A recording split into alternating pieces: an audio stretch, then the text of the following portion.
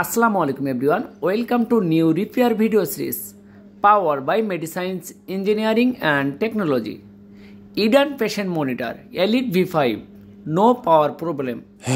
মেশিনটির চারি সাইডের স্ক্রু আমি আগে থেকেই খুলে রাখছি এবং দ্বিতীয়ত ফ্রন্ট প্যানেল ওপেন করব এবং ফ্রন্ট প্যানেলের দুইটি প্লাস্টিক লক আমি খোলার চেষ্টা করছি। প্রথম লক ওপেন করলাম এবং দ্বিতীয় লক এবং প্রথম লক ওপেন করার পরে ফ্রন্ট প্যানেলটি ওপেন হয়ে যাচ্ছে আমরা দেখতে পাচ্ছি এবং কেয়ারফুলি ওপেন করব। মাদারবোর্ডের সঙ্গে ডিসপ্লে কমিউনিকেশন যে রেবন আছে রেবনটি খুব কেয়ারফুলি ওপেন করে ফ্রন্ট প্যানেলটিকে এক সাইডে সরিয়ে রাখব। যেহেতু আমাদের সমস্যা এসএমপিএস সার্কিটে, আমরা মেশিনের এসএমপিএস সার্কিট বা পাওয়ার সার্কিট, এই পাওয়ার সার্কিটটা আমাদের রিপেয়ার করতে হবে যেহেতু নো পাওয়ার প্রবলেম মেশিনের। এই যে এটাই এসএমপিএস সার্কিট, এই এসএমপিএস সার্কিটটি মেশিন থেকে ওপেন করব। ওপেন করে আমরা এটা মেরামত করে আবার মেশিনের সঙ্গে সেট করে দিব।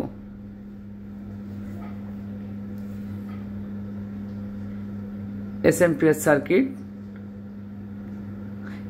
সার্কিটটি ওপেন করতে গেলে আমাদের মেশিনের সাইডের প্লাস্টিকের যে পার্টটা আছে ওই পার্টটা প্রথমে সরিয়ে দিব। যেহেতু এটা প্রিন্টার লাইন, কিন্তু এই মডেলটায় প্রিন্টার ইনস্টল করা হয়নি, শুধু প্লাস্টিকের ক্যাস।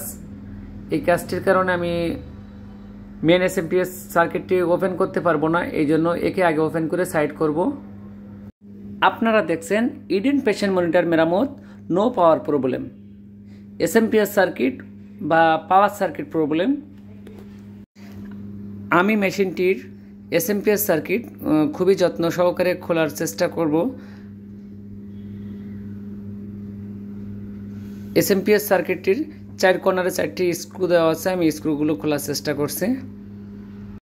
আমাদের প্রত্যেকটি কাস্টমারের মেশিন অতি যত্ন সহকারে আমরা মেরামত করি এবং মেশিনের কোথাও কোনো যেন স্ক্র্যাচ না আসে, সার্কিট যেন ইঞ্জিনিয়ারিংয়ের কারণে কোথাও ড্যামেজ না হয়ে যায়, সব দিকে আমরা খেয়াল রেখে কাজ করে থাকি। Super fast medical equipment repair in whole Bangladesh, power by Medisciences engineering and technology. আপনার আপগ্রেড ও স্মার্ট মেশিনের স্মার্ট সমাধান, Medisciences engineering and technology, super fast medical equipment repair in whole Bangladesh. SMPS সার্কিটটি ওপেন করছি এবং রিপেয়ারের জন্য রিপেয়ার ডেস্কে নিলাম। এসএমপিএস সার্কিটটির প্রথমে আমি পাওয়ার লাইন চেক করব মাল্টিমিটারের মাধ্যমে। মাল্টিমিটার বার্জারে সিলেক্ট করলাম এবং এসি ইনপুট লাইন চেক করব। এসি ইনপুট লাইনের ফিউজ একটি কাটছে এবং ব্রিজ ডায়োড শর্ট পাচ্ছি। আমি ব্রিজ ডায়োড শর্ট সার্কিটের জন্য ফিউজ একটি কেটে গেছে। আমি মূলত ব্রিজ ডায়োডটি ছাড়া আর কোথাও কোনো শর্ট দেখতেছি না। আমি ব্রিজ ডায়োডটি সোল্ডারিং আয়রনের মাধ্যমে ওপেন করার চেষ্টা করব সার্কিট থেকে। আমি এসএমপিএস সার্কিট হতে ব্রিজ ডায়োডটি ওপেন করতে সোল্ডারিং আয়রনের টেম্পারেচার 410-এ সিলেক্ট করছি যাতে আমি ভালোভাবে ব্রিজ ডায়োডটি ওপেন করতে পারি। আমি আগে থেকে পেস্ট শোল্ডার ব্রিজ ডায়োডের সব কয়টি লেগে আমি দিয়ে রাখছিলাম।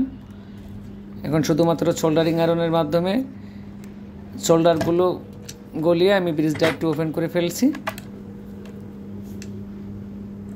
এবং পরিমাপের পরে দেখা গেল আমার ব্রিজ ডায়োডটি আসলেই নষ্ট হয়ে অকেজ হয়ে পড়ে আছে।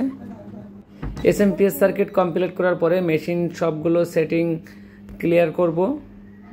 ক্যাসিং লাগিয়ে ফেলছি, এখন ব্যাটারি ইনস্টল করে আমরা কারেন্ট লাইন দিব এবং এসএমপিএস সার্কিট ভালো থাকলে আমাদের পাওয়ার ইন্ডিকেটর জ্বলে উঠবে, তখনই আমরা শিওর হতে পারবো আমাদের এসএমপিএস সার্কিটটি প্রপারলি কাজ করছে।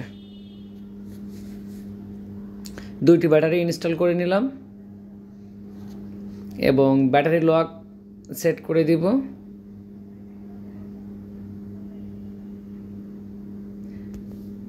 মেশিনে এখন 220 কারেন্ট লাইন ইন করতে হবে। আমরা 220 কারেন্ট লাইন ইন করে দিব।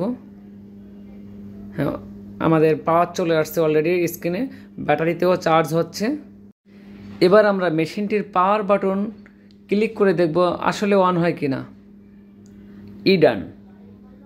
আমরা সাকসেসফুলি মেশিনটি রান করতে পারছি এবং আমাদের এসএমপিএস সার্কিটটি খুবই ভালো কাজ করছে। Thank you so much for being with the Medisciences engineering and technology. Meet you again in a new video. Allah Hafiz.